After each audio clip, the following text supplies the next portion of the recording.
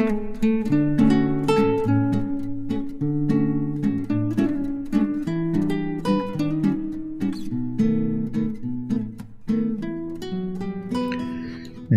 यात्रा योग। क्या हर जेल जाने वाला अपराधी होता है? नमस्कार मित्रों, मैं हूं डॉक्टर R.B. धवन और आज हम एक ऐसे विषय पर बात करने जा रहे हैं जिसे सुनते ही मन में डर बैठ जाता है। जेल यात्रा योग। जन्म कुंडली से कैसे बनता है जेल यात्रा का योग? जेल यानी कारागार, बंदी गृह, या फिर आधुनिक भाषा में अगर बात करें तो सुधार गृह। अक्सर हम सोचते हैं कि जेल वही जाता है जो अपराधी होता है, लेकिन मित्रों, ये पूरी सच्चाई नहीं है। इतिहास गवाह है, डाकू, हत्यारे और चोर ही नहीं, बल्कि राजा और संत और नेता और महापुरुष भी कभी कभी जेल की दीवारों के भीतर गए हैं। यहां तक कि भगवान श्री कृष्ण का जन्म भी कारागार में ही हुआ था। तो प्रश्न ये उठता है कि क्या हर जेल यात्रा पाप का फल होती है? क्या यह भाग्य से जुड़ा हुआ विषय है? और क्या इसे जन्म कुंडली से देखा जा सकता है? आइए आज इस रहस्य को शास्त्रीय और आधुनिक ज्योतिष दोनों की दृष्टि से समझते हैं। जेल यात्रा योग। जेल यात्रा के प्रकार कितने होते हैं और कैसे होते हैं? जेल से जुड़े लोगों को हम सामान्यतः 4 श्रेणियों में बांट सकते हैं। पहली श्रेणी है भयंकर सामाजिक अपराध, जैसे डाकू, हत्यारे, लुटेरे। और दूसरी श्रेणी है राजनीतिक कारणों से जेल जाने वाले लोग, जैसे स्वतंत्रता सेनानी, नेता। और तीसरी श्रेणी है कारागार से जुड़े सरकारी कर्मचारी, जैसे जेलर, डॉक्टर, प्रशासनिक अधिकारी। और फिर चौथी श्रेणी है वे लोग जो कैदियों से मिलने जेल जाते हैं, मित्र हों या रिश्तेदार हों या परिचित हों। ध्यान रखिए, इन चारों में सभी अपराधी नहीं होते। जेल यात्रा का ज्योतिषीय अर्थ क्या है? ज्योतिष में जेल यात्रा का अर्थ यह है कि केवल सलाखों के पीछे जाना ही जेल जाना नहीं होता, बल्कि इसका मतलब यह है कि परिवार से बिछुड़ जाना और स्वतंत्र या घूमने फिरने की आज़ादी समाप्त हो जाना, निवास स्थान का परिवर्तन होना, कट जाते हैं ऐसे में अपने मिलने जुलने वालों से या रिश्तेदारों से बहुत कम या कभी कभी मिलना हो पाता है, निवास स्थान अगर परिवर्तित हो जाए। सुख शैया का अभाव हो जाना, फिर मानसिक पीड़ा और पश्चाताप, या फिर शारीरिक श्रम में व्यस्त ज़्यादा होना। इन्हें ज्योतिषीय भाषा में ऐसे समझें, जैसे द्वितीय भाव मतलब परिवार से वियोग। द्वितीय भाव पर अगर पाप प्रभाव हो तो परिवार से वियोग। दशम भाव से अगर ये योग बन रहा हो तो समझिए स्वतंत्रता और शयन का अभाव। और चतुर्थ भाव से अगर ये योग बन रहा हो तो घर से दूर हो जाना। षष्ठ भाव से अगर ये योग बन रहा हो तो मतलब शारीरिक कष्ट होना। अष्टम भाव से अगर ये बन रहा हो तो मानसिक क्लेश होना। पंचम भाव से योग बन रहा हो तो आत्मग्लानि होना। और नवम भाव से पश्चाताप होना। शास्त्रीय ग्रंथों के अनुसार जेल योग क्या है? प्राचीन ज्योतिष के ग्रंथ बताते हैं कि अगर अशुभ ग्रह द्वितीय, पंचम, नवम और द्वादश भावों में हो तो जातक को गिरफ्तारी या जेल का योग बनता है। कुछ विशेष लग्नों में इसे समझते हैं। ये योग प्रबल हो जाता है कुछ विशेष लग्नों में, जैसे मेष, वृषभ और धनु। इसमें सश्रम कारावास। और वृश्चिक लगन हवालात। मिथुन, कन्या या तुला लगन, इनमें अगर इस प्रकार के योग बनते हो तो हथकड़ी, और कर्क और मकर लगन के लिए नजरबंदी। लेकिन अगर पंचम या नवम से कोई शुभ ग्रह लगन को देख रहा हो या अशुभता का प्रभाव कम हो रहा हो शुभ ग्रहों के कारण से, तो बेड़ियां नहीं डाली जाती।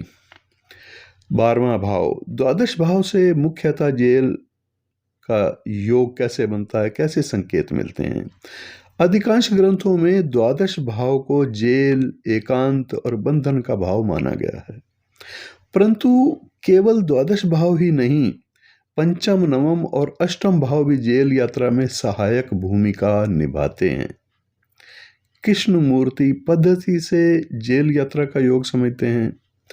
आधुनिक और तर्क संगत दृष्टिकोण। कृष्ण मूर्ति पद्धति यानी केपी पद्धति एक ऐसी पद्धति है जो आधुनिक और तर्क संगत दृष्टिकोण प्रस्तुत करती है। इस पद्धति के अनुसार जेल यात्रा तब होती है जब ग्रह सक्रिय हों। कौन से ग्रह? नंबर 1, द्वितीय और द्वादश भाव के नक्षत्र में बैठे अशुभ ग्रह। दूसरा, द्वितीय और द्वादश भाव में बैठे हुए ग्रह। षष्ठ, अष्टम और द्वादश के स्वामी। तीसरा है द्वितीय और द्वादश भाव के स्वामी ग्रह। चौथा है इनके नक्षत्र स्वामी ग्रह।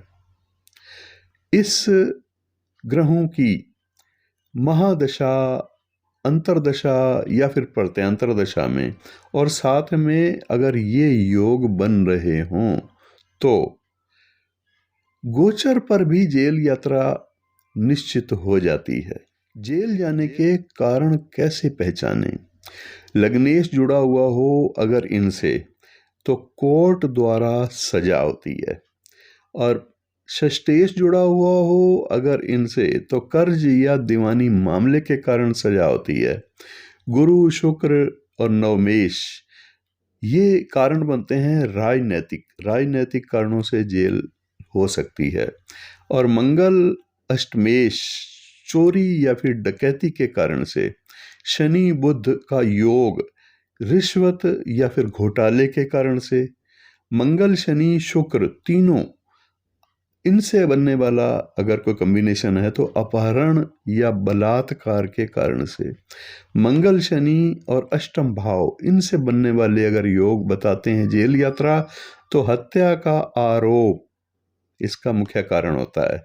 जेल से मुक्ति कब मिलेगी? अब प्रश्न कई बार ये भी आता है, जिन लोगों के जेल हो चुकी है किसी न किसी कारण से, उनके पेरेंट्स अक्सर ये क्वेश्चन पूछते हैं कि जेल से मुक्ति कब होगी। जेल से बाहर आना यानी परिवार से मिलना, स्वतंत्रता की वापसी होना, ये संकेत देते हैं द्वितीय भाव, एकादश भाव। जब इन दोनों भावों के शुभ जो लक्षण हैं, शुभ लक्षणों वाले ग्रहों की संयुक्त दशा आती है कि एक की दशा है, दूसरे की अंतरदशा है, तीसरे की प्रत्यंतर दशा है, तो मुक्ति होती है। राहु जेल यात्रा का मुख्य कारक ग्रह माना गया है। ध्यान दीजिए, राहु जेल यात्रा का प्रमुख कारक ग्रह माना गया है। अगर द्वितीय या द्वादश भाव राहु के नक्षत्र या सूक्ष्म से जुड़े हुए हों, तो चाहे अपराध किया हो या नहीं किया हो, जेल यात्रा हो सकती है। इसी कारण जेल कर्मचारी या जेल से जुड़े लोगों की कुंडली में भी ये योग दिखाई देता है। मित्रों, जेल यात्रा हमेशा पाप नहीं होती। कई बार ये भाग्य, कर्म और समय का परिणाम भी होती है। ज्योतिष डराने के लिए नहीं है, सचेत करने के लिए एक विज्ञान है। अगर आप चाहें तो हम इससे नेक्स्ट वीडियो ये बना सकते हैं कि जेल योग कब टल सकता है या कौन से उपाय इससे सुरक्षा दे सकते हैं अगर ऐसी परिस्थितियां किसी के साथ बनती हैं। तो कमेंट्स में अवश्य लिखें कि क्या किस विषय पर इन दोनों में से नेक्स्ट वीडियो आप चाहते हैं। जय श्री हरि, जय ज्योतिष। मित्रों, ज्योतिष सीखने के लिए मेरा एक दूसरा चैनल है। अगर आप ज्योतिष सीखना चाहते हैं तो उस चैनल पर आप चैनल को सब्सक्राइब कर लीजिए, जिससे कि आप घर बैठे, अगर आपको इंटरेस्ट है ज्योतिष में, तो ज्योतिष काफ़ी हद तक सीख सकते हैं। वैसे हमारे कोर्सेज भी हैं। अगर आप हमारे किसी प्रोफेशनल कोर्स में भाग लेना चाहते हैं तो उसके लिए दिए गए नंबरों पर आप संपर्क करके पूछताछ कर सकते हैं। और मित्रों, अगर किसी को अपनी जन्म कुंडली दिखानी हो, जन्म कुंडली दिखाने के लिए मैं नक्षत्र गणना के अनुसार आपकी जन्म कुंडली का विश्लेषण करता हूँ। और नक्षत्र गणना के आधार पर कुंडली का विश्लेषण का मतलब यह है कि सटीक भविष्यवाणी, आने वाले समय के बारे में या फिर किसी प्रकार का कोई परामर्श की आपको आवश्यकता है। रत्न कौन सा धारण करना है, ये भी एक परामर्श है, लेकिन रुद्राक्ष से भी कई समस्याएं हल होती हैं। कई समस्याओं के लिए मंत्र काम करते हैं। तो अलग अलग कुंडली में अलग अलग ग्रहों के योग बनते हैं, जिनके द्वारा हम ये पता लगाते हैं कि किस प्रकार के उपाय प्रभावशाली होंगे। और उपाय प्रभावशाली कभी कभी नहीं भी होते। बहुत कम ऐसे मामले होते हैं जिसमें उपाय का प्रभाव नहीं होता। लेकिन वो कौन से मामले हैं, ये भी देखना होता है जन्म कुंडली देखने के बाद। इसमें एग्जाम्पल ले लीजिए, मान लीजिए किसी की कुंडली में डिवोर्स का योग बना हुआ है, तो इसके लिए हम जितने भी उपाय कर लें वो डिवोर्स का योग तो घटित हो करके रहेगा। ऐसे ही कोई बड़ी घटनाएं हैं जिनके लिए उपाय ना कारगर होते हैं, कारगर नहीं होते। तो ये भी जानना जरूरी है। सूक्ष्मता से अगर हम जन्म कुंडली का विचार करें, विश्लेषण करें, तो सारी चीज़ें दिखाई दे जाती हैं एक अनुभवी विद्वान को। मित्रों, मेरा 30-35 वर्ष से ज्योतिष कंसल्टेंसी के मामले में अनुभव है। मैं लगभग 30-35 वर्ष से ज्योतिष की प्रैक्टिस कर रहा हूँ। अगर आपको या आपके किसी मित्र को, परिजन को कुंडली दिखाने की आवश्यकता हो तो दिए गए नंबर पर संपर्क करें, व्हाट्सएप करें। फ़ोन कॉल पर शायद मैं उस समय अवेलेबल ना हूँ, तो व्हाट्सएप में आप लिख दीजिए कि आपको कुंडली कंसल्ट करना है, और उसके लिए फ़ीस की पूछताछ भी आप उसी समय व्हाट्सएप के माध्यम से ही कर लीजिएगा। मिलते हैं जल्दी किसी नए विषय के साथ, ज्योतिष की महत्वपूर्ण जानकारियों के साथ। नमस्कार।